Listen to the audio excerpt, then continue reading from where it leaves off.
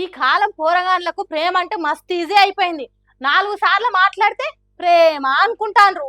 చూసి నవ్వినా ప్రేమనే అనుకుంటాండ్రు. ఇన్‌స్టాగ్రామ్ లిగిలిచ్చినా కూడా ప్రేమనే అనుకుంటాండ్రు. ఏది మోసమో ఏది ప్రేమనో చెక్ చేసుకోకుండా లైఫ్‌కే చెక్ పెట్టుకుంటాండ్రు.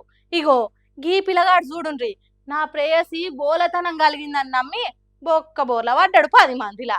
తెల్లనివన్నీ పాలని నల్లనివన్నీ నీళ్ళని అనుకున్నా గనుకే కుమిలిపోతున్నా అన్నట్టు కుంపటి తీరుగా కుమిలిపోతున్నాడు ఈ పిల్లగాడు. పెళ్లి చేసుకొని మీద చెయ్యేసిండు గాని ముఖంలో పెళ్లి కల లేదు. మాడముఖం పెట్టుకొని మసిలిపోతున్నాడు పాపం. మరి ఏం కష్టం వచ్చింది పెళ్లి పిల్లగానికేనంటే పుస్తకట్టించుకున్న ఆమెకు ఇంతకు ముందే పెళ్లయి ఇడుపు కాయదం అయిందట. 32 ఏండ్లున్న ఈమెకు ఓ బిడ్డ కూడా ఉన్నదట. 22 ఏండ్లున్న నేను 32 ఏండ్లున్న ఆమెను పెళ్లి చేసుకోవాల్సి వస్తున్నది. అది కూడా ఓ పిల్ల తల్లిని అని ఏడుపు ఒక్కటే తక్కువ ఉన్నది తమ్ముని ముఖంలో పాపం. మరి పోయి ఆ కంపలు ఎందుకు ఇరికిండు అని అంటే ఈ ఏడు మాటలు కలిసినాయేమో గాని పిల్ల తల్లి పిల్లగాంతో తీయటి మాటలు మాట్లాడిందట. ఇక మనోడు కూడా మాటలకు బెల్లం చక్కెర తేనె కలిపి తీయదనం పెంచిందట. ఇంకేమున్నది మంచి ముహూర్తం చూసి ఓ రాత్రిపూట చిమ్మ చీకటి ఇంటికి రమ్మన్నదట. బర కొడుక నన్ను ఇంటికి పిలిచింది అని పిడికిలి బిగబట్టి సంబురం కొద్ది బల్లలు గుద్దిండి కావచ్చు. పిక్కల్లోయంగా ఒక్కటే ఉరుకుడు ఉరికిందట. తలుపులు తీసి ఇంట్లోకి పోయి బేడం పెట్టుడే ఆలస్యము. చుట్టాలు చుట్టుపక్కల జనము రౌండప్ చేసి కన్ఫ్యూజ్ చేసిరట.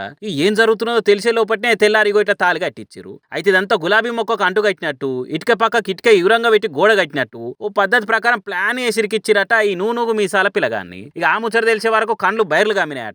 వామ్మో ఎంత తెగిచ్చారా మీరు అన్నట్టు పరిశాన్ అయినట. అందుకే పిల్లగాడు మాడు ముఖం పెట్టిండు. పిల్ల తల్లి పెళ్లైతున్నందుకు సంబరంగా నవ్వుతున్నది. బీహార్ రాష్ట్రం ఖగారియా జిల్లాలో జరిగింది ఈ పిల్లగానిరికిచ్చిన ముచ్చట.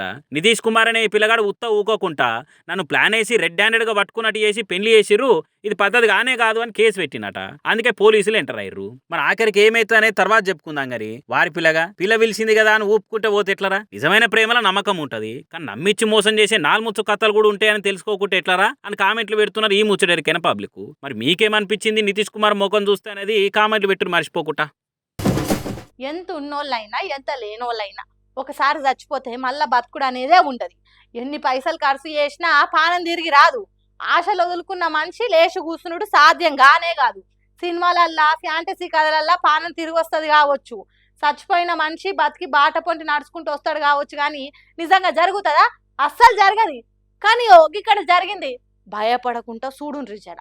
ఇగో ఈ పెద్ద మనిషి 8 ఏళ్ల కింద చచ్చిపోయి యమధర్మరాజుతో ఎన్టీఆర్ తీరుగా ఎనలేని పోరాటం చేసి మళ్ళా బతికొచ్చిండు. ఓ చుట్టూ మెరుపు తీరుగా వెలుగులు రావాలి గాని అందరి తీరుగానే భుజం మీద తువ్వాలేసుకొని కండ్లద్దాలు పెట్టుకొని కామన్ గానే ఉన్నాడు కదా అంటారా? నమ్మకపోతే చచ్చిపోయినట్టు సాక్ష్యంగా డెత్ సర్టిఫికేట్ కూడా ఉన్నది, చక్కదనంగా చూడుర్రి. సరే గాని ఏమో మాట్లాడుతున్నాడు చెప్పనీరు అంటారా? అయితే నువ్వు వివరంగా చెప్తున్నాడు. సర్టిఫికేట్ సృష్టించి నా 5 ఎకరాలు డెత్ సర్టిఫికేట్ ఇచ్చి నామా సత్యనారాయణ గారి అయిన భూమి మొత్తం ఆక్రమించేసుకుంటాం. నాకు పెన్షన్ రాదు, నాకు రైతు భరోసా డబ్బులు రావు, ఇంకేమీ రావు నాకు. అగో అదా అట జరిగిన అసలు ముచ్చట. మల్ల సత్యం అనే ఈ పెద్ద మనిషి భద్రాద్రి కొత్తగూడెం జిల్లా దమ్మపేట మండలం చిన్నగొల్లగూడెం అనే ఊర్లు ఉంటాడట.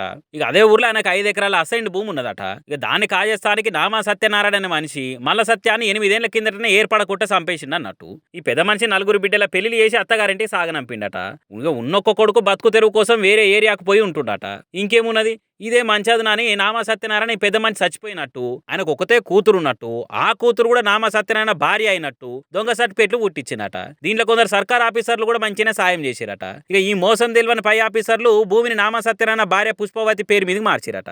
అందుకే నేను బతికే ఉన్నరా దేవుడా అని తహసీల్దార్ ఆఫీస్కి వచ్చి మొర పెట్టుకుంటున్నాడు. దొంగ సంతకాలు పెట్టిన వాళ్ళను పెట్టించిన వాళ్ళని అందరినీ లోపటేసే పని చేస్తున్నట్టు ఇప్పుడు ఆఫీసర్లు. చూడురి ఎట్లున్నదో కత్తిగా. ఆస్తుల కోసం బతుకున్న వాళ్ళని చంపుతున్నారు, సచ్చిన వాళ్ళని బతుకున్నట్టు కాయిదాలు పుట్టిస్తున్నారు. ఇంకా నయం ఆయనతో ఈ మల్ల సత్యం అనే పెద్ద మనిషిని నిజంగానే చంపి భూమి దక్కించుకోవాలని ఆలోచన చేయలేదు. కాలం మారుతున్నా కొద్దీ మనుషులు రాక్షసులు అవుతున్నారు. ఇట్లయితే ఇంకా ముందు ఎట్లనో ఏమో పోరిగా.